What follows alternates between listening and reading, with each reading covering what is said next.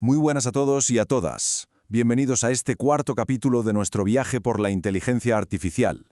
Hoy vamos a meternos en las entrañas de una técnica que es un verdadero clásico, pero que sigue siendo súper potente. Prepárense, porque vamos a aprender a decodificar la sabiduría de los expertos. A ver, pensemos en esto por un momento. ¿Cómo podríamos capturar toda la experiencia de un especialista, su intuición, todos esos años de conocimiento acumulado y hacerlo accesible en cualquier momento y desde cualquier lugar?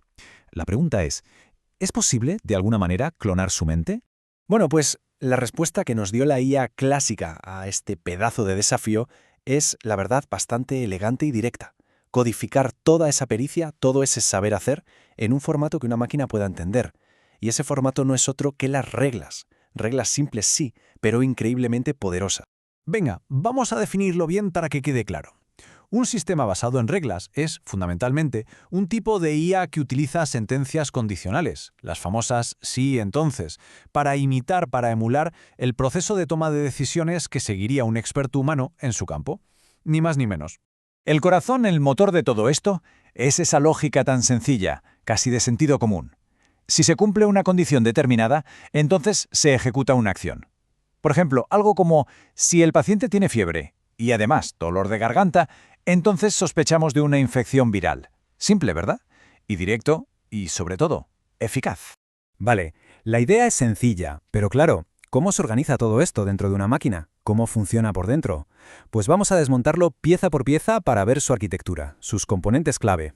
Pues mirad, cualquier sistema basado en reglas se apoya sobre tres pilares fundamentales. Son la base de conocimiento, la memoria de trabajo y el motor de inferencia. Quédense con estos tres nombres. Y para que nos hagamos una idea muy clara, podemos imaginarlo así.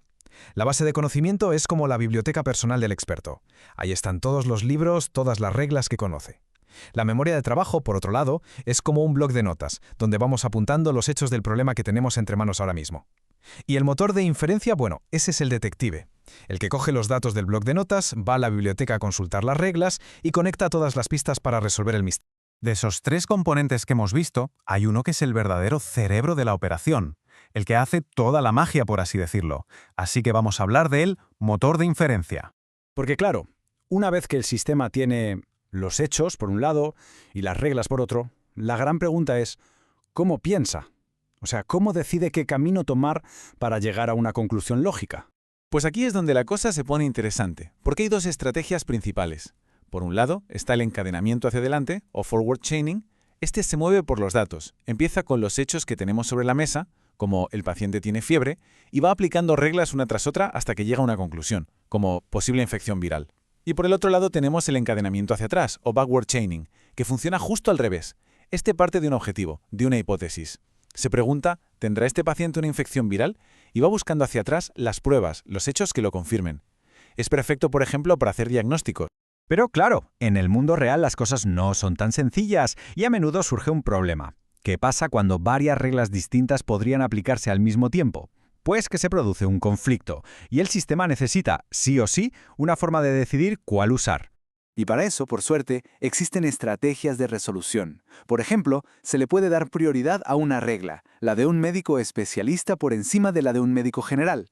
También se puede elegir la regla más específica. Una que hable de fiebre alta y manchas rojas siempre tendrá preferencia sobre una regla genérica que solo diga fiebre. O, por último, se puede dar preferencia a la información más reciente, al último dato o síntoma que ha llegado. Así es como nuestro detective elige la pista correcta entre varias posibles. Muy bien, ya hemos visto cómo funciona, sus piezas, sus estrategias. Ahora toca hacer balance. Vamos a emitir el veredicto final sobre este tipo de sistemas, porque como toda tecnología tiene sus luces y sus sombras, unas fortalezas y unas debilidades que son muy, muy claras. Y esta tabla lo resume de maravilla. En el lado de las ventajas, son fáciles de entender, sus reglas son modulares, puedes añadir o quitar sin romperlo todo, y lo más importante, su lógica es explicable.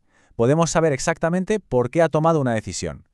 Pero en el otro lado de la balanza pueden volverse increíblemente complejos de mantener, corremos el riesgo de que haya reglas que se contradigan entre sí y su gran talón de Aquiles es que son rígidos, son muy poco flexibles. No saben qué hacer con situaciones que no están escritas, literalmente en su libro de reglas. Así que si nos tenemos que quedar con una idea clave, es esta. Los sistemas basados en reglas nos dan una ventana transparente para ver cómo razona la máquina, lo cual es fantástico. El problema es que sufren, y mucho, cuando se enfrentan a un mundo que no encaja a la perfección con su manual de instrucciones. Pero, ojo, que nadie se equivoque. Entender la lógica de estas reglas no es solo mirar al pasado de la IA, para nada. Es de hecho construir los cimientos para poder entender la inteligencia artificial mucho más compleja del mañana. Dominar esto es la clave para todo lo que está por venir. Así que ni se les ocurra perderse el próximo capítulo, porque ahí vamos a descubrir que a veces las conexiones lo son absolutamente todo.